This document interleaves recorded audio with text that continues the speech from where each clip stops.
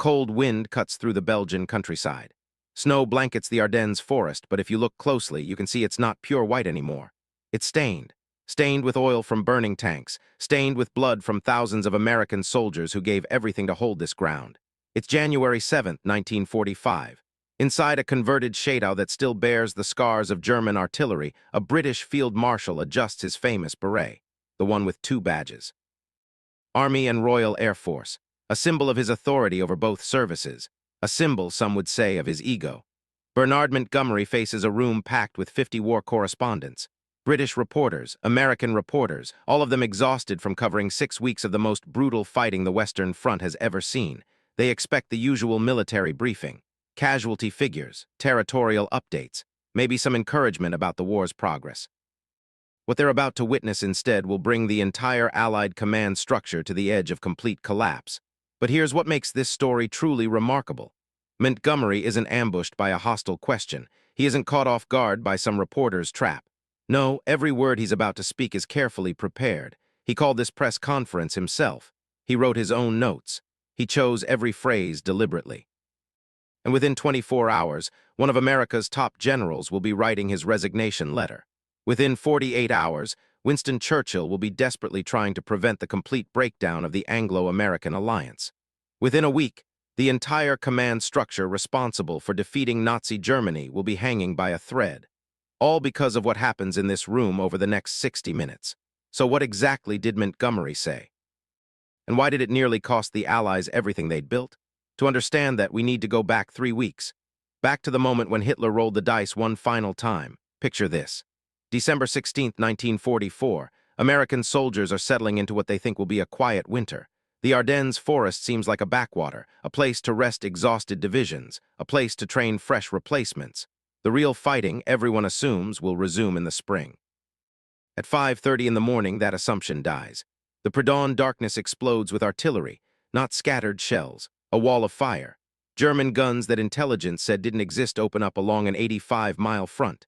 Then come the tanks, panzers emerging from the fog like ghosts. Behind them, 200,000 German soldiers surge forward in Hitler's last desperate gamble to split the Allied armies and capture the vital port of Antwerp. The American lines shatter. Within hours, entire regiments are surrounded. Communication lines are cut. Commanders lose contact with their units. In the confusion, German soldiers wearing American uniforms spread chaos behind the lines. Rumors fly that assassination squads are hunting General Eisenhower himself. Private First Class Robert Jackson of the 106th Infantry Division would later describe that first morning. "We woke up to hell," he wrote home. "Artillery so thick you couldn't hear yourself think." Then the Germans came out of the trees like they'd been waiting there forever. We didn't even know which way to run. The 106th Division effectively ceased to exist within 48 hours. Over 8,000 Americans surrendered in the largest mass capitulation since Bataan. But here's where the story takes its first turn. Because while some units collapsed, others didn't. They held. At a crossroads town called Bostonia, the 101st Airborne dug in and refused to move. Surrounded, outnumbered, running low on ammunition, food, and medical supplies. When the Germans demanded their surrender, Acting Commander General Anthony McAuliffe sent back a one-word reply that would become legend. Nuts! They held that town for 8 days. 8 days of constant German attacks. 8 days of freezing temperatures that dropped below zero. 8 days of wrapping dead men's blankets around their feet because their boots had frozen solid.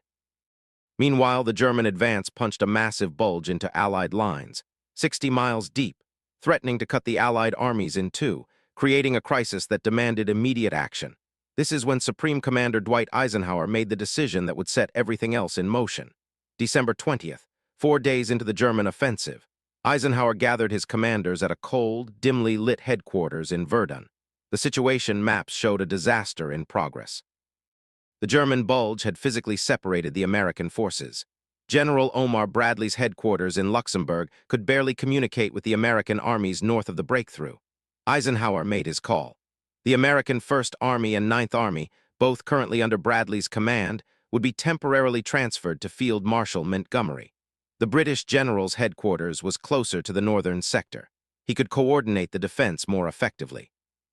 The decision made operational sense, but it felt like a gut punch to every American in that room. Think about what this looked like. American forces had just been caught completely by surprise. American lines had collapsed. American soldiers were surrendering by the thousands, and now a British general was being brought in to take command of American armies. The message seemed clear.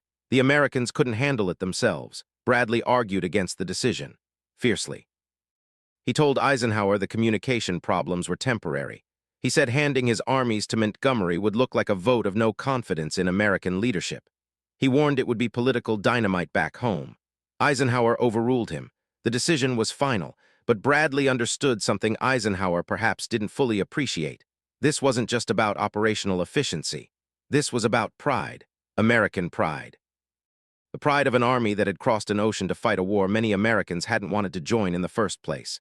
And the man who would now command those American armies, he had a reputation. Montgomery arrived at General Courtney Hodges's 1st Army headquarters on December 20th with what one American officer described as the air of Christ come to cleanse the temple. He later wrote that he found a situation of complete disorganization and confusion. He claimed American commanders didn't know where their own units were. His chief of staff described finding Hodges exhausted, uncertain, practically incapacitated. Now here's a question worth considering. Was Montgomery's assessment accurate, or was he seeing what he expected to see? The American commanders on the ground told a different story. They acknowledged the chaos of the first 48 hours. How could they not?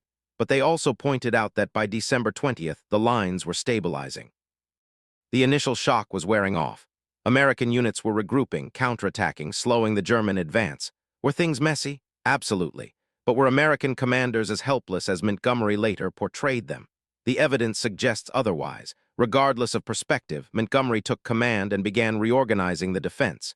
He pulled back some American units to create stronger defensive positions. He coordinated British forces moving in as a strategic reserve. He brought order to the northern sector, and he did competent work. That's important to acknowledge. The defense of the northern shoulder of the Bulge was handled professionally under his command. But the real hero of the Battle of the Bulge, that was someone else entirely. George Patton had a gift for the dramatic, but what he accomplished in late December 1944 wasn't drama. It was a military miracle. On December 19th, 3 days after the German attack, Patton sat in that same meeting at Verdun. Eisenhower asked how quickly he could disengage from his current operations and attack north into the German flank. Patton's answer stunned everyone in the room. 48 hours. Military experts still study what happened next. Patton took 3 full divisions, roughly 100,000 men with all their tanks, trucks, artillery, and supplies. He turned them 90 degrees from their current axis of advance, and he marched them over 100 miles through winter weather, icy roads, and constant harassment to attack the German southern flank. This wasn't just moving units on a map. This was logistics on a scale that seemed impossible. Fuel had to be repositioned. Ammunition had to be redistributed. Attack orders had to be rewritten for entirely new objectives, and it all had to happen while moving. On December 26th, Patton's forces smashed through to Bostonia. The siege was broken. The surrounded paratroopers who had answered nuts to German surrender demands were finally relieved. Staff Sergeant Charles Wellington of the 4th Armored Division remembered that breakthrough. "We came over that last ridge and saw the town still standing. The guys from the 101st came out to meet us. Some of them were crying. We were crying. Nobody was ashamed of it." By early January, Patton was driving deep into the German Bulge from the south while Hodges's 1st Army attacked from the north. The Wehrmacht was being crushed between 2 converging American armies. The crisis was over. The gamble had failed. Hitler's last offensive was collapsing. That's when Bernard Montgomery decided it was time to talk to the press. His staff advised against it, strongly. They warned that American commanders were sensitive about the whole situation. They suggested letting Eisenhower handle any public statements. They practically begged him to stay quiet. Montgomery dismissed their concerns. On January 7, 1945, Montgomery faced the assembled correspondents. He had his notes prepared. He knew exactly what he wanted to say. He was going to set the record straight about the battle, about the role British forces had played, about what had really happened when everything seemed to be falling apart. The first few minutes seemed unremarkable. Montgomery described the German offensive, the initial chaos, how he had assumed command of the northern sector. Then he said something that made the American correspondents freeze. "The battle has been most interesting. I think possibly one of the most interesting and tricky battles I have ever handled." One of the most interesting battles he had ever handled. Not that the American forces had handled. Not that General Hodges had handled. Not that the soldiers fighting and dying in the snow had handled. He had handled. Montgomery continued, explaining how he had organized American forces, positioned reserves, prepared counterattacks. Every sentence started with I, every accomplishment was described as his personal achievement. I took certain steps myself to ensure that if the Germans got to the Meuse River, they would certainly not get over it. The American reporters started writing faster. They recognized what was happening. Then came the words that would cause the real explosion. Montgomery described deploying British forces into the battle. He called it applying the whole available power of the British group of armies. He explained how this power was put in with a bang. And then he said this, "You have thus the picture of British troops fighting on both sides of American forces who have suffered a hard blow. This is a fine Allied picture." Do you hear what he just said? Read between the lines. The Americans suffered a hard blow. They couldn't handle it. So the British commander came in, organized the chaos, deployed his forces to protect them, and saved the situation. That's what American ears heard. A reporter asked about Patton's relief of Bostonia, the dramatic breakthrough, the military miracle that historians would study for decades. Montgomery's response was dismissive, almost an afterthought. Patton has done very well indeed. That was it. A brief acknowledgement, then back to discussing his own decisions, his own dispositions, his own critical role in saving the day. The reaction split along national lines immediately. British newspapers loved it. Montgomery was their hero, their winner from El Alamein, their proof that Britain still mattered in this increasingly American-dominated war. Headlines celebrated his leadership. Monty saves the day. British general rescues Yanks from disaster. The tone was triumphant, even gloating. After years of watching American forces grow while British forces shrank, after years of playing second fiddle to their louder, richer ally, here was vindication. Montgomery had shown those overconfident Americans who the real professionals were. British readers, exhausted by 5 years of sacrifice, embraced the narrative. Their general had saved the day again. But across the Atlantic, the reaction was volcanic. American correspondents who had witnessed the press conference filed furious dispatches. They quoted Montgomery's repeated use of I. They highlighted his dismissal of American achievements. They emphasized his patronizing tone about forces that had suffered a hard blow. American newspapers ran editorials expressing shock and outrage. Military publications like Stars and Stripes were particularly harsh. American soldiers in Europe, soldiers who had just survived 6 weeks of the bloodiest fighting of their war, read Montgomery's words and felt betrayed. Private Thomas Richardson wrote home to his family in Ohio. "We held that line. We stopped those German tanks. Our guys died in the snow while this British general sat in his shade. And now he's telling everyone he saved us. My buddies are dead. He didn't save anybody." That anger rippled upward through the ranks. Enlisted men complained to sergeants. Sergeants complained to officers. Officers complained to generals. And one general decided he'd had enough. Omar Bradley sat at his desk in Luxembourg reading the press reports. His face was expressionless, but his staff knew that look. They'd seen it before difficult decisions, before hard battles. Bradley had endured Montgomery for 2 years. The condescension, the subtle insults, the constant implication that American commanders were amateurs who needed British guidance. He'd swallowed his pride when Eisenhower transferred his armies to Montgomery's command. Accepted what felt like a public humiliation. This press conference was the final straw. Bradley pulled a sheet of paper toward him. His chief of staff stood in the doorway, watching. Outside, American tanks were still pushing north. American boys were still dying in the snow. Bradley began to write his resignation as commander of the 12th Army Group. He would not serve under these conditions. He would not stand by while Montgomery took credit for American blood and sacrifice. He was done. Bradley called his senior staff together and told them what he intended to do.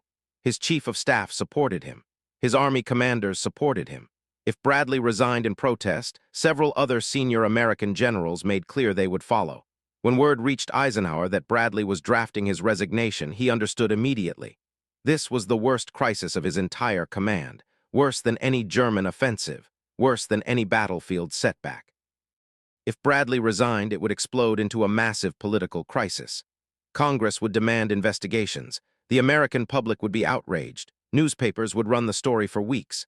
The Anglo-American alliance, the foundation of everything the Allies had accomplished, might not survive.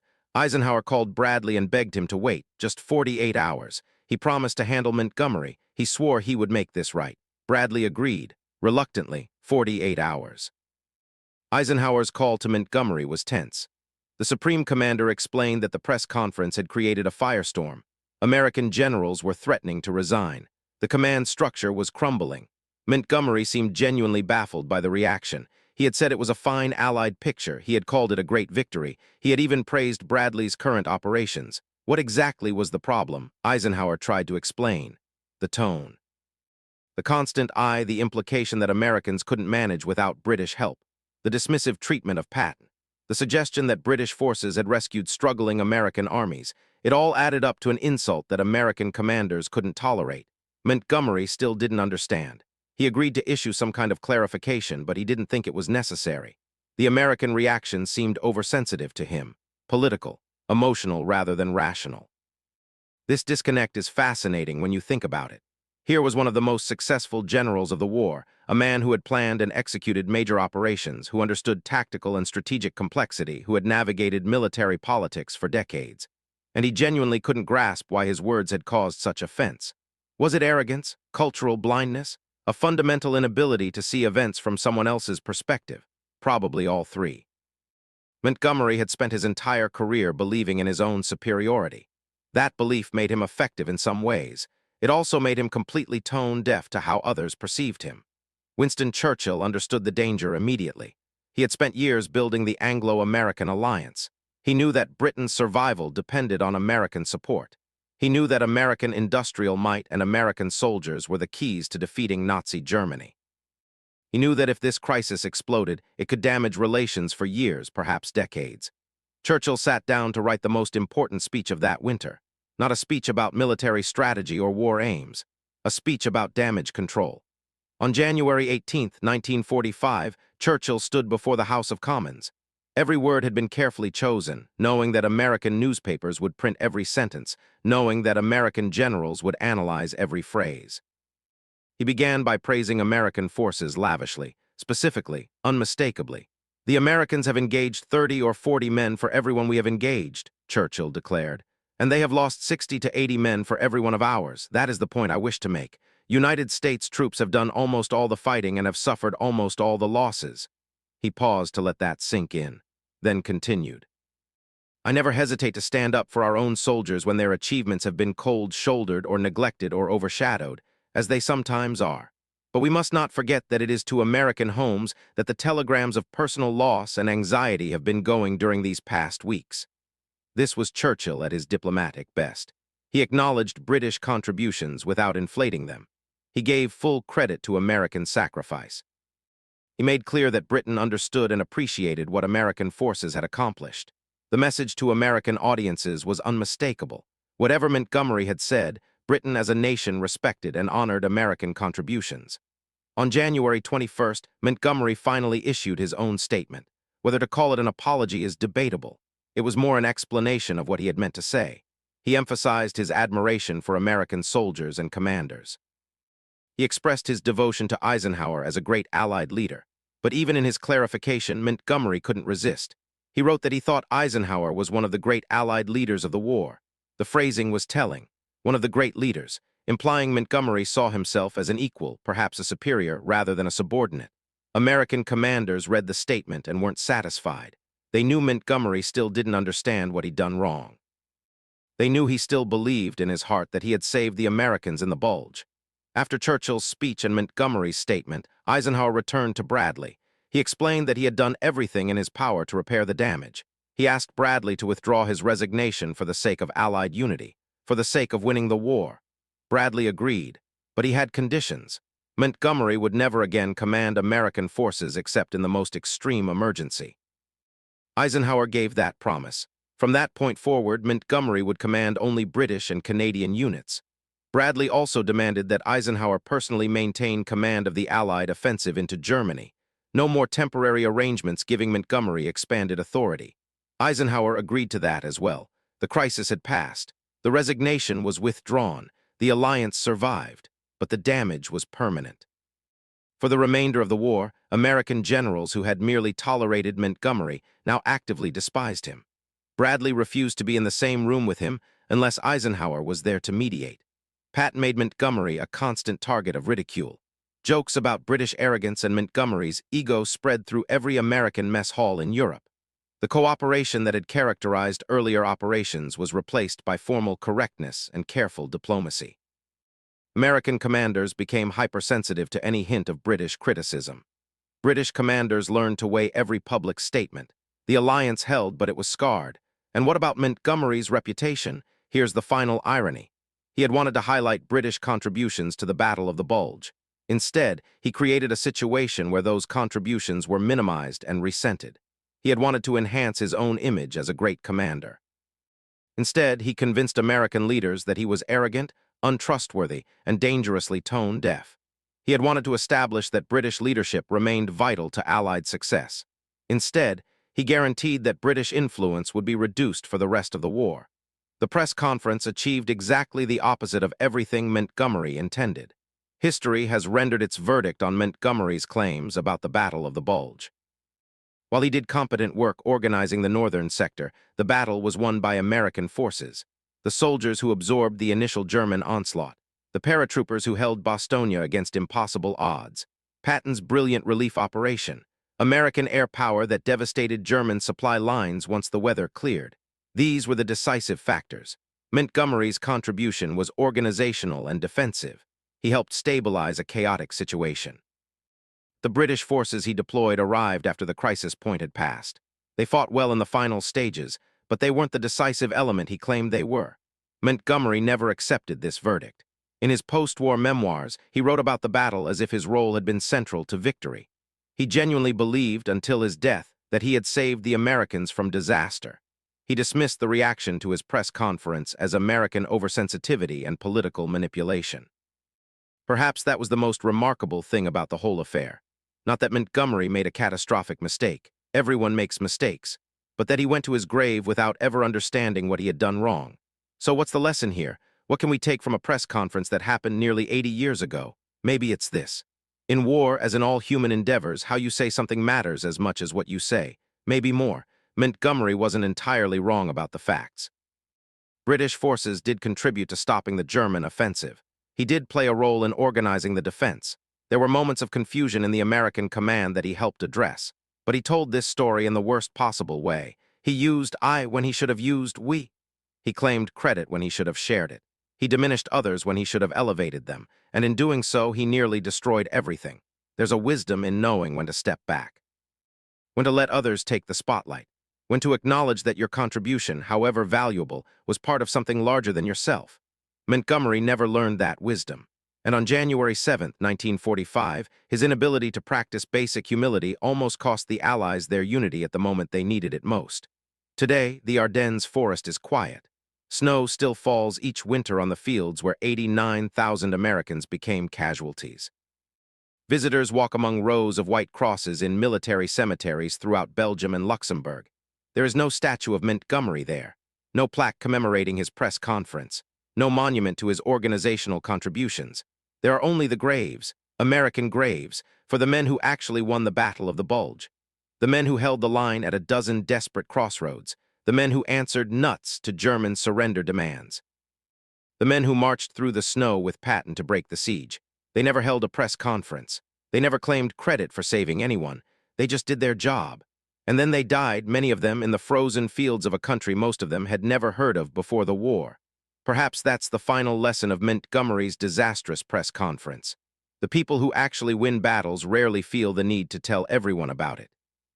It's usually the ones standing on the sidelines who can't resist grabbing the microphone. And sometimes, the best thing a leader can do is simply shut up and let others take the credit. Montgomery never understood that. And 80 years later, he's remembered as much for his arrogance as for his victories. The soldiers who held the Bulge, they're remembered as heroes. That's probably how it should be.